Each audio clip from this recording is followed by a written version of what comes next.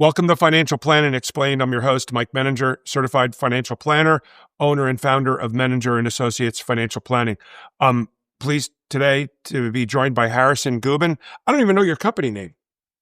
Corner Booth Franchise Coaching. Corner Booth Franchise Coaching. You know, you think I would ask that question before we get started. It's all right. Now everybody knows. All right, you say it's Corner Booth Franchise Coaching because all the best conversations happen in the corner booth. Ah, that's interesting. I never heard of that. But anyway, there's a lot of phrases. I have all of my best thoughts when I'm mowing the lawn or in the shower. It's all white noise. Yeah, that's right. Anyway, be that as it may. Never heard about the corner booth. But anyway, so what we're going to be talking about is franchises. Franchises are a very interesting way that someone can start their own business.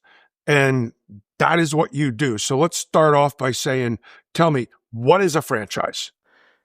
In its simplest form, it's having the ability to license another business's name and trademarks and brands and their recipe for success. All right. So I can, the biggest franchise in the world is?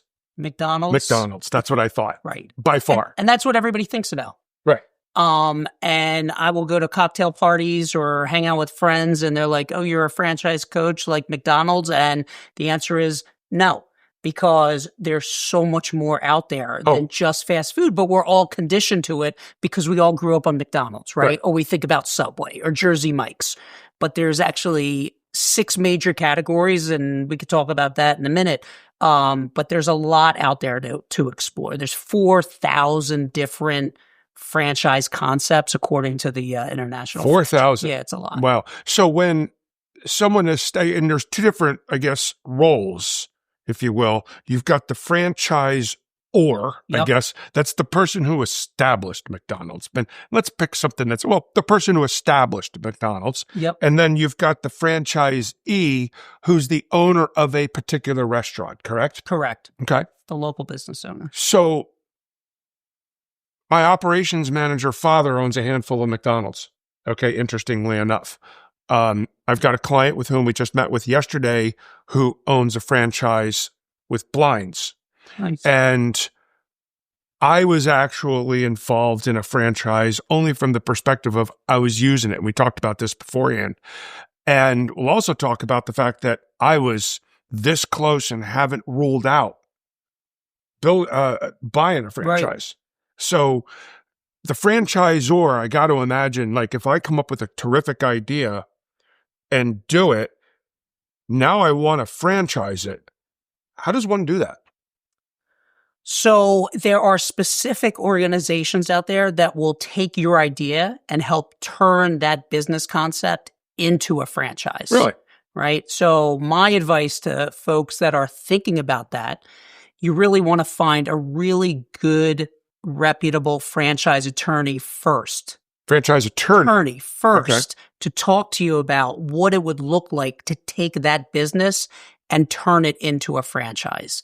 And then that attorney should be able to introduce you to companies that will help you put together your training manual, your brand standards, the website, everything that you'll need to go to the public and start bringing on other franchises. Sounds like a tremendous amount of effort, and probably anytime there's a lot of effort, it goes with a cost, particularly when you're bringing in an attorney, that you better have a pretty good business plan and the knowledge that you've got a lot of people, you need to make sure that it is going to be popular enough that people want to franchise it. You would think so. Wow, okay. But not everybody does, right? Meaning people have an idea, but it's not necessarily a great idea, but somebody convinced them to turn it into a franchise. So when you look at all those 4,000 concepts out there, there's good ones, there's a lot of bad ones, and there's about 18% of the franchises out there are over 100 locations or more. So that means... That's a bigger percentage than I would have figured. Right. But there's another 82% that never hit 100. So what does that mean? Most organizations, about 50% of them, I believe that's the number, have 20 or less locations. So those are considered emerging brands, right? All right. So they don't have that longevity, that experience.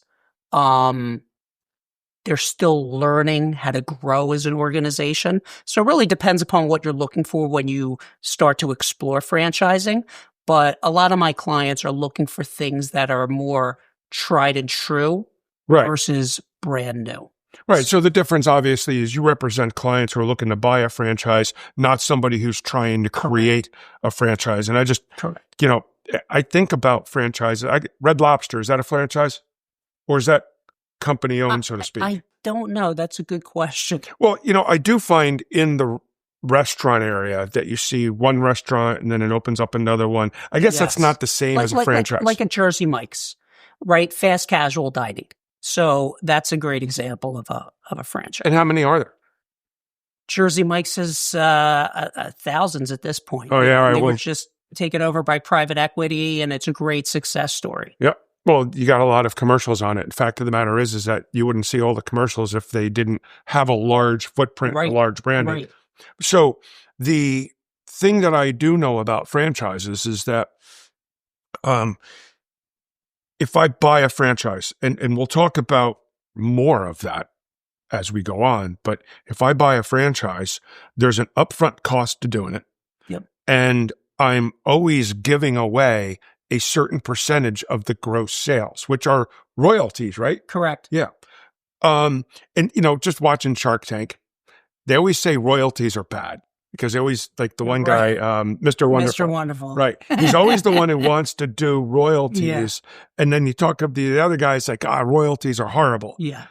Why are they horrible? I don't see as to why. It seems to me that, and I think the one that I'm thinking about is either 8% or 10% of gross revenue goes back to the company. Is that high? Is that low? What? Yeah. So as it relates to Shark Tank, I'm not so sure why the other sharks poo-poo the royalties, but in franchising, it's common. Almost every franchisor, if not all of them, have royalties. I would say anywhere from 5%. I've seen it as high as 15%. But, somewhere in the middle, 6 to 8%. And then a lot of organizations have a 1% or 2% kind of brand piece that you're putting into the pot for advertising. In addition to. And it comes off the gross. But what I always share with those that are exploring is it's worth the price of admission, so to speak, right? Because if it wasn't, there wouldn't be over 800,000 different franchise locations across the U.S. So something's working, right? And so what you're trying to figure out for yourself as a potential franchisee is, do these numbers make sense for me, right? So just because they made sense for the other 100 people that are in the brand, you're going to look at it through a different set of lenses, and you're trying to say to yourself, okay, well, these 100 people did it, but does it make sense for me and my family? Well, the concept of the 1 or 2% going back on top of the royalties for the advertising makes sense because of the fact that they're doing all the advertising for you. You use the Jersey Mike's. Look at all the commercials that you see on TV. Danny DeVito. Right, great exactly. Advertisement. Exactly, right? And they're actually kind of funny. I like the commercials. I just saw another one the other day. It was actually pretty funny. But I could absolutely see that. But the one advantage I believe franchising does is it creates a standard. So in other words, if I buy a Jersey Mike sub from a store near here, it's going to be the same one as if I went to New Jersey or if I found one in Maryland or found one in California, correct? Right. So same goes, a Big Mac is a Big Mac. Now, from that perspective, I have to imagine, and this is me thinking as a business owner, that do they make you buy the products from the mothership? Some do, some don't. And what you're looking for is, if you are or you're not, what's the economies of scale, right? So the bigger the franchise model, the more locations they have, the better they're getting, economies of scale because they're ordering more and they have more buying power. But I would think, though, that there needs to be a standardization, because if I'm going to have a Absolutely. Big Mac here, Yes. it darn well better taste the same as a Big Mac somewhere else, and it needs to be the same. That's why everybody talks about McDonald's, which you're doing right now, right? And Ray Kroc, because he standardized the ability to make a burger and have that burger taste exactly the same wherever you went and entered a McDonald's. Now, as it pertains to that, does the franchisor command what you charge at your location? Depends. It depends on the brand. Okay. So some brands, there's a set pricing, and that can fluctuate also based on where you are in the country. Okay. And then other brands will give you a little more flexibility. Well, the way I look at it is there needs to be flexibility. Yeah. For instance, if I'm located in the center of Manhattan, right, my exactly. costs are going to be higher. 100%. Right. Yes. Okay. Correct.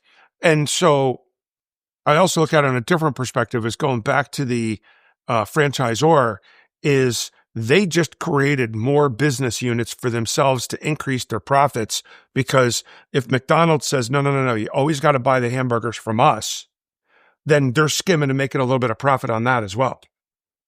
So everyone does it a little bit differently. Hopefully what you're looking for is that the franchisor is concerned that they want you to maybe purchase the items from them because there's going to be consistency in the items, but they might not be making money off of those items, right? So those are the questions that you're able to ask the franchisor, like, hey, I'm buying the product from you, right?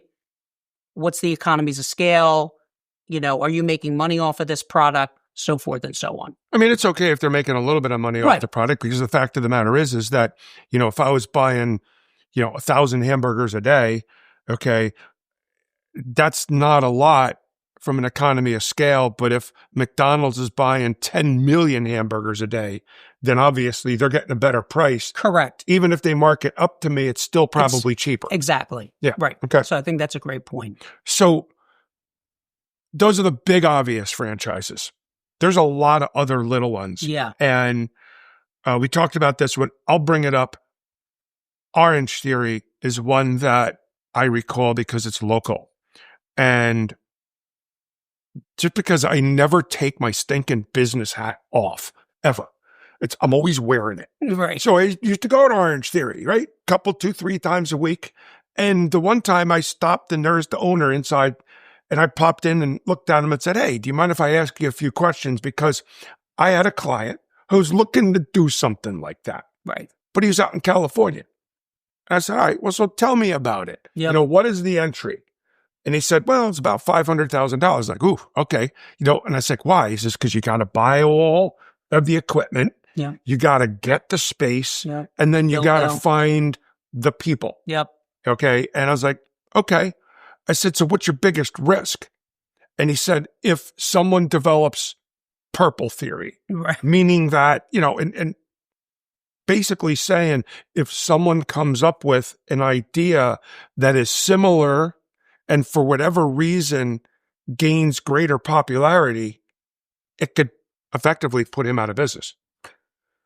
So I'd probably argue that with that gentleman, because right now in the health and wellness space, there are tons of different boutique fitness concepts, right? So you've got boxing, you've got rowing, you've got cycling. I think I haven't done anything with OrangeTheory. They've been established for a long time. They started way before I got into this space, and I've been doing this for a decade.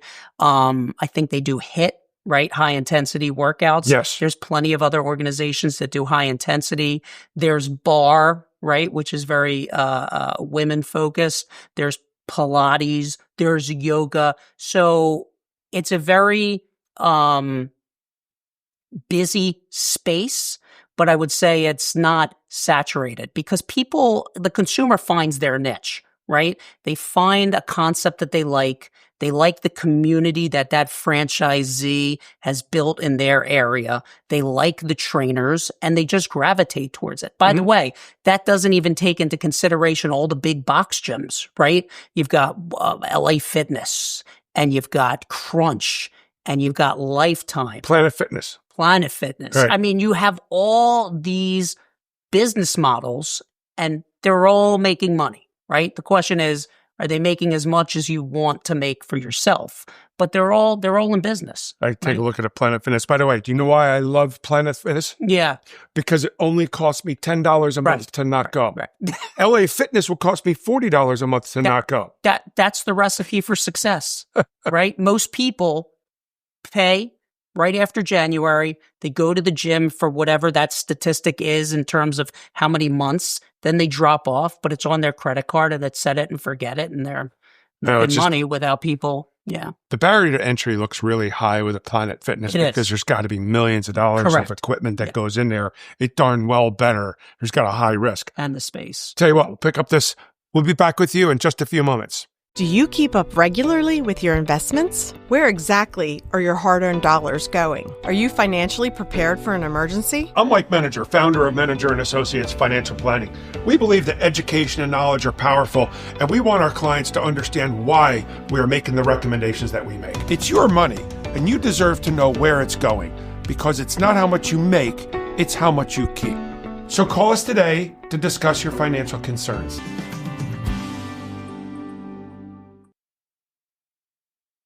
Welcome back to Financial Planning Explained, and still here with Harris Gubin. We're talking about franchises.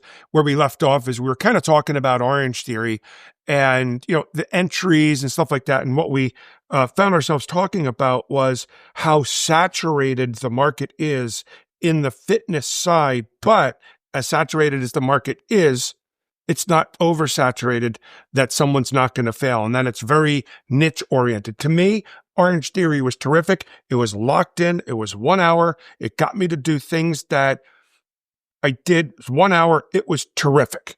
Okay. Very routine. It was terrific. To your point, people may not want to do that. People may want to do it on their own. People may want to do kickboxing. People may want to do different things. So you said there's other categories. And by the way, there's another category of thing from a fitness sorta was, how you call it, Stretch Zone. Right. You ever heard of that? I'm a customer. Okay. It's great. So the irony of it is that I had someone, Stretch Zone was 10 miles away. And with my busy schedule, 10 miles is too far. So, the person that I used to see at that broke away and started her own, which the irony of it is they approached me about investing and it turned out that I didn't, but be that as it may, too many hills to climb in my industry to have that. But it's great. She basically took the franchise idea and just built her own. And you know full well that they were trying to sue her on that, but they failed miserably. Which actually raises a question. What's to prevent someone from doing that? So this isn't rocket science. Okay. Most of these concepts out there, you can do on your own. In fact, when I'm having conversations with folks, people say, well, why can't I do this on your own? You can. The benefit of a franchise is that they've gone through all the trials and tribulations and all the stumblings so you don't have to, right? A good franchisor is going to give you that playbook, that recipe for success, right? And then what you're trying to figure out is, do I like that recipe for me? Right. So it's a quicker path to growth. So franchising is a quicker path to growth. So there's 3 ways to go into business. You can start your own. You can either buy an existing business or you can go into franchising. The question is, what's the best way to mitigate your risk? Based on everything that I know, learned, researched, spoken to franchisees, the best way to mitigate your risk is to go through a franchise process and become a franchisee, because it's a quicker path to growth. That's the idea behind that. So let's say, and I didn't probably have more clients with franchises than I knew. Okay. This particular client was from Jersey, moved to California. He's the one I was actually in researching OrangeTheory because he wanted to do something out there. But he's got 3 Mexican restaurants in New Jersey, and which is kind of tough to manage from that particular distance. But each restaurant had a pretty substantive initial investment, $500,000 to $1 million, between getting a space, fitting out the space, and then buying all of the equipment, and then taking on employees, et cetera. Yeah. It could have been $1 million just to start it. Sure. Do franchisors provide financing for that? Some do, but what most individuals do is you put 20% down, give or take. That's the cash injection. And then most folks will look for an SBA loan. Okay. Or sometimes a traditional bank loan.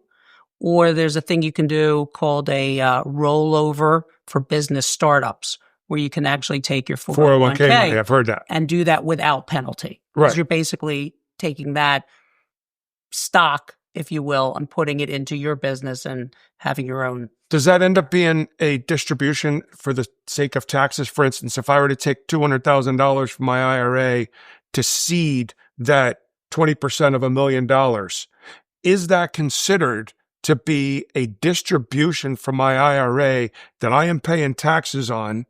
And if I'm under 59 and a half? No, there's no penalty there. Is there a tax? That I don't know. Okay.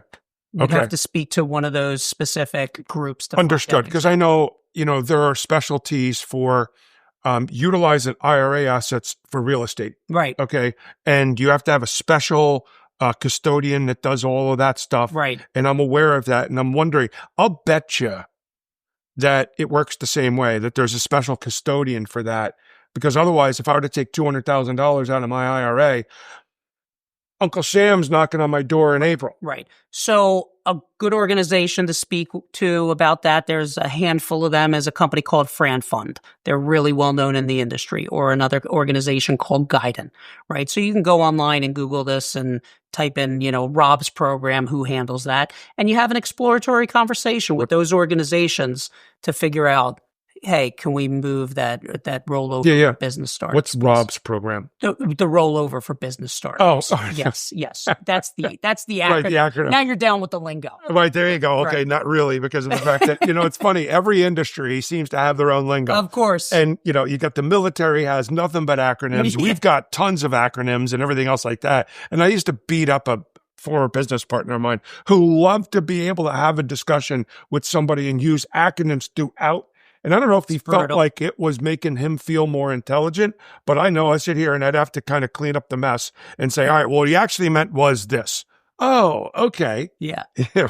Anyway, be that as it may. So just touching on what you said before in terms of there's, lots of different spaces, within franchising, there's 6 major categories, right? Yeah. You've got that fast food. You have automotive. You like have AutoZone? Yeah, exactly. Is that a franchise? That I don't know, but like Mako or Amco. Oh, or right. Meineke things. Those Right. are great examples. Okay. And then you have retail. Then there's B2B. Retail such as what? Like a furniture store, Raymore and Flanagan. Yeah. Or something like that. Correct. Okay. Correct. Okay. Or canine resorts for your pet. That's an example if it's in a retail space. All right. Or Stretch Zone. Stretch Zone is there you retail. go. So even though it's health and wellness, Yes. sports related, that's retail. Okay. And then you have B2B, business to business. Yeah, what's that? That's so a an category? example of that would be tax preparation. Oh, like H&R Block and type of thing. Are they franchised as well? Jackson Hewitt, yes. Oh, really? Okay.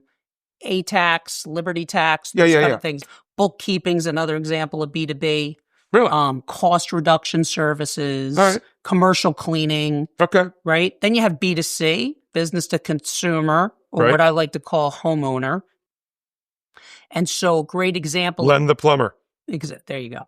Exactly. Anything around home improvement is in that B2C type of category, right? So plumbing, electrician, closets, garage space, mosquito California suppression. closets. Exactly. Right. All okay. of that. Yep. Okay. That's interesting. And then you have things around children and like enrichment. Is that your 6th one? That's the sixth one. So health and wellness? Well, that goes in there, but so in terms of categories, so the first three are typically more capital intensive, right? And more expensive to invest in. Okay. And then the latter are less expensive to invest in typically, and there's plenty to explore. More service related. And that last one, you might be talking Goddard School. Right. That's another great example. Okay. So within the B2B, B2C, and children, that's when you get into the things that are really of interest to clients right now in terms of exploration. So the things that clients are really looking at are senior care, right? Health and wellness, animals, anything with pets, Yep. children, and then home improvements. So those 5 categories are things that folks are exploring over and over again. Typically, they're needs-based, not always. There's a lot of longevity in there, which is good because a lot of times clients want to see that the franchisor has been around for a long time so that when they start to explore, they could speak to other franchisees that are in the system, just like you did with that gentleman from OrangeTheory Fitness. Well, I didn't really dig into it as much. But even a cursory conversation. But see, you reference those particular ones, and this was a question that came up. It's like, you talk about, I'll use Goddard School. You reference things in that pet care, maybe not as much there, but what were some of the things, senior care and things like that. A lot of them also require licensing, don't they? For instance, I can't just be any Joe off the street and being taking care of children or senior care. Aren't there lots of licensing required? There can be, but senior care, a lot of times it's non-medical senior care. So it's providing services. Something that like a visiting angel. Visiting angels. Right. So people want to, be in their home for as long as they can. Of course. And that's a separate issue we deal with. Right. That's the most comfortable place for somebody to be. So the longer you stay in there, the longer, the greater the needs are. So non-medical care would be making somebody a meal, taking them to a doctor, playing cards with them, taking them for a walk, taking them to go shopping, so forth and so on. Then the senior care organizations have started to expand the services, right? So then when you do get into those services where that medical piece is related, yes, you would need somebody who has licensure. But there's plenty of concepts that don't require that. But the nice thing is you'll know what you need to run the business, because as you start to explore, right, with the franchisor and they get to know you, you start to read the documentation that they provide you with. You start to join their webinars. Every franchisor at some point will give you the FDD, the franchise disclosure document, that has the information that you need to read to understand that business model. And then finally, you're going to validate. So you're going to speak to all the franchisees that came before you to say, hey, what was the support like before I opened my doors? What was the support like when I opened my doors? How's the ongoing support? Are you happy that you made this decision? How quickly did it take you to ramp up? Are you making the money that you want to make? Are you on track for making the money? And so you're able to really dig down into this space. And the idea is you want to get enough information and the right information to be able to make a well-informed decision. That's all good stuff. And you know what? I think what we'll do is we'll pick up on that because it made me think of a couple things as it pertained to the stretch zone. Great. As it pertained to franchising, because the one person broke out, one person from a different stretch zone had actually approached a client of mine to invest, and he approached me from, would you do it? And I got involved in sort of the thought process behind it. So we're going to pick this up. Great. We're going to do another episode. Awesome. Thank you for joining us. We're talking about the franchising, and this is very fascinating because, it enables any Joe on the street or Jane on the street to be able to buy a franchise and effectively become a business owner. So what we're going to do is we're going to pick this up in the next episode. Thank you for joining Financial Planning Explained. Harrison, thank you very much. Thank you. And we'll be back with you in the next episode. Thank you very much. Have a wonderful day.